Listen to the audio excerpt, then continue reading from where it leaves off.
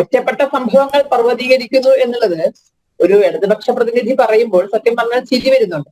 കാരണം ഈ അദ്ദേഹം പറഞ്ഞ കാര്യങ്ങളൊക്കെ തന്നെ ഗോവധം നിരോധിച്ച ഒരു സ്ഥലത്ത് അതും ഗോമാംസമാണോ വിഷയം എന്നറിയാത്ത കാര്യങ്ങൾ പോലും നമ്മളത് സ്ഥാപിച്ചുകൊണ്ട് ഇവിടെ അവിടെ എല്ലാവരും പശുവിന്റെ പേരിൽ തല്ലിക്കൊല്ലുന്നവരാണേ എന്ന് പറഞ്ഞ് ആർത്ത് വിളിക്കുന്നവരാണ്. കേരളത്തിൽ ഇവിടെ നടക്കുന്ന നമുക്ക് തൊട്ടറിയാവുന്ന നമുക്ക് പൾസറിയാവുന്ന കാര്യങ്ങൾ ഒറ്റപ്പെട്ട സംഭവമാണ് എന്ന് പറയുന്നത്. ഇവിടെ സത്യം പറഞ്ഞാൽ എല്ലാവരും കണ്ണടച്ചിരുട്ടാക്കാണ്. എത്രയോ ഇടതുപക്ഷത്തിന്റെ ആളുകള്, ശരിക്കും പറഞ്ഞാൽ ചുമതലയുള്ള ആളുകള് പല കേസുകളും ഞങ്ങളെ പോലുള്ളവരെ വിളിച്ചു പറയാറുണ്ട്. കാരണം അവരുടെ സംഘടനയ്ക്ക് അത്തരം കാര്യങ്ങൾ ഏറ്റെടുക്കാൻ സാധിക്കില്ല. അതുകൊണ്ട് തന്നെ ഈ ലവ് ജിഹാദ് പോലുള്ള കാര്യങ്ങൾ വന്നു കഴിഞ്ഞാൽ അവർ സമീപിക്കുന്ന ഹൈന്ദവ സംഘടനകളെയാണ്. അതുകൊണ്ട് തന്നെ ഇതിന്റെ നേരറിവുകൾ ഞങ്ങൾക്കാണുള്ളത്. അത് തന്നെയാണ് ക്രൈസ്തവ സഭകളുടെയൊക്കെ അവസ്ഥ. കാരണം അവരുടെ അടുത്ത് ഇത്തരം കാര്യങ്ങൾ നേരിട്ടെത്തുകയും ഈ കണ്ണീരും ഈ യാതനയും വേദനയും അവരാണ് ഇത് ആദ്യം ഏറ്റുവാങ്ങുന്നത്. ഒരിക്കലും രാഷ്ട്രീയക്കാർക്ക് ഇത് അറിഞ്ഞാലും അവർക്ക് ഇത്തരം ഒരു വിഷയം എടുത്താൽ അവരുടെ കയ്യിൽ വോട്ട് പോകും.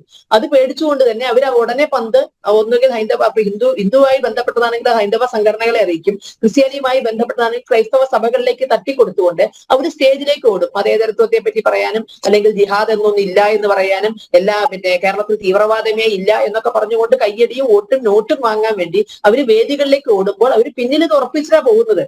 തങ്ങളുടെ ബന്ധുക്കളെ അല്ലെങ്കിൽ തങ്ങളുടെ സുഹൃത്തുക്കളെ രക്ഷിക്കാൻ ഇവിടെ ഹൈന്ദവ സംഘടനകളോ ക്രൈസ്തവ സഭകളോ ഉണ്ട് എന്നുള്ള വിശ്വാസത്തിലാണ് പോണത്. എത്ര നാള് നമ്മളിങ്ങനെ കണ്ണടച്ചിരുട്ടാക്കും?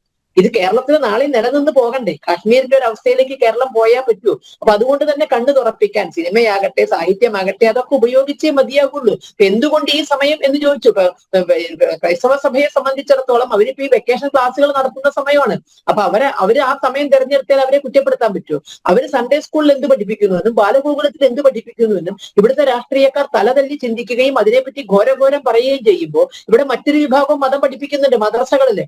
അവിടെ എന്താണ് പഠിപ്പിക്കുന്നത്? ഇവിടെ മദ്രസ അല്ലാതെ ഔദ്യോഗിക വിദ്യാഭ്യാസത്തിന്റെ ഭാഗമായി 2ാം ക്ലാസ്സിലെ ഒരു കുട്ടിയോട് ഒരു ഇസ്ലാമിലേക്ക് മതം മാറി വന്നാൽ ആദ്യം ചെയ്യേണ്ടത് എന്താണ് എന്ന് പാഠപുസ്തകത്തിൽ മറ്റേ ചിത്രസഹിതം വെച്ചുകൊണ്ട് ചോദിച്ചിട്ടുള്ളത് നമ്മൾ കണ്ടതാണ്. ഇത് ഔദ്യോഗിക വിദ്യാഭ്യാസത്തിന്റെ ഭാഗമായിരുന്നു.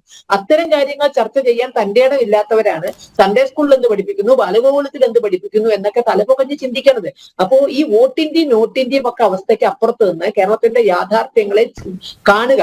അത് ഈ പറഞ്ഞ പോലെ മുസ്ലിം സമൂഹം മുഴുവൻ ഉത്തരവാദികളാണെന്നോ ആ സമൂഹം മുഴുവൻ ചെയ്യുന്നുവെന്നോ ആർക്കും അഭിപ്രായമില്ല. പക്ഷേ അവര് മുഴുവൻ രക്ഷയ്ക്ക് എത്തുമ്പോഴാണ് നമുക്കൊക്കെ സംശയം. ഇപ്പൊ ഹാദിയയുടെ കേസിൽ നമ്മൾ കണ്ടു. ഹാദിയയുടെ കേസിന് കപിൽ സിബലിന്റെ ഫീസ് കൊടുക്കാൻ വേണ്ടിയിട്ട് ഒരു വെള്ളിയാഴ്ച ഉച്ചനേരത്ത് ജുമാ നിസ്കാര വേളയില് കേരളത്തിലെ എല്ലാ പള്ളിയിൽ നിന്നാണ് പണപ്പിരിവ് നടത്തിയത്. എന്നിട്ടാണ് 1 കോടിയോളം രൂപ 15 മിനിറ്റ് കൊണ്ട് 1 കോടിയോളം രൂപ എടുത്തിട്ടാണ് ഹൈക്കോടതി വിധിയെ സുപ്രീം കോടതി പോയി തിരുത്തിയത്. ഹൈക്കോടതി വളരെ സത്യസന്ധമായി ആ കുട്ടി ചെന്ന് ചെല്ലാൻ പോകുന്ന ആപത്തിനെ പറ്റി മനസ്സിലാക്കിയാണ് ഹൈക്കോടതി വിധിച്ചത്. ഇപ്പൊ നമുക്കറിയാം ആ കല്യാണം എവിടെ എത്തി എന്നുള്ളത്, എന്തിനു വേണ്ടിയായിരുന്നു ആ കല്യാണമെന്നും ആ കല്യാണം എവിടെ എത്തിയെന്നും ആ കുട്ടി ഇപ്പൊ ആരുടെ സംരക്ഷണയിലാണ് എന്നൊക്കെ നമുക്കറിയാം. ഇത് വളരെ വ്യക്തമായി കണ്ടുകൊണ്ടാണ് ഹൈക്കോടതി വിധിച്ചത്. അന്ന് ഹൈക്കോടതിക്കെതിരെ തെറി പറയും, ഹൈക്കോടതി എന്താ പറയുക, ഹൈക്കോടതിയുടെ മുന്നിൽ ഒരു യുദ്ധസമാന അന്തരീക്ഷം ഉണ്ടാക്കുകയും അതിനുശേഷം കാശിന്റെ ബലത്തില്, കാശ് കിട്ടിയാൽ എന്തും ബാധിക്കുന്ന കപിൽ സിബലിന്റെ ബലത്തില് പോയാണ് സുപ്രീം കോടതിയിൽ ഈ അഖിലയെ ശാശ്വതമായി ഹാദിയയാക്കി മാറ്റി കൊടുത്തത്. ഇതൊക്കെ നമുക്ക് മുന്നിൽ കാണുന്ന യാഥാർത്ഥ്യങ്ങളാണ്. എന്നെങ്കിലും കണ്ണു തുറന്നില്ലെങ്കിൽ സ്വന്തം വീട്ടിലേക്ക് ഈ അപകടം എത്തുമ്പോഴെങ്കിലും കണ്ണു തുറക്കാൻ പിന്നെ പറ്റില്ല. കാരണം കണ്ണീരുകൊണ്ട് ഒന്നും കാണാത്തൊരവസ്ഥയുണ്ടാകും. അത്തരം ഒരു സ്ഥിതി ആർക്കും വരരുത് എന്നുള്ളത് കൊണ്ട് തന്നെയാണ് ഇപ്പൊ ഞങ്ങളെയൊക്കെ വർഗീയവാദികൾ എന്ന് പറഞ്ഞാലും കുഴപ്പമില്ല, എന്ത് തന്നെ പേര് പറഞ്ഞാലും ഇത് അഡ്രസ് ചെയ്യാൻ ഞങ്ങൾ തയ്യാറാകുന്നത് സമാജത്തിന് വേണ്ടി.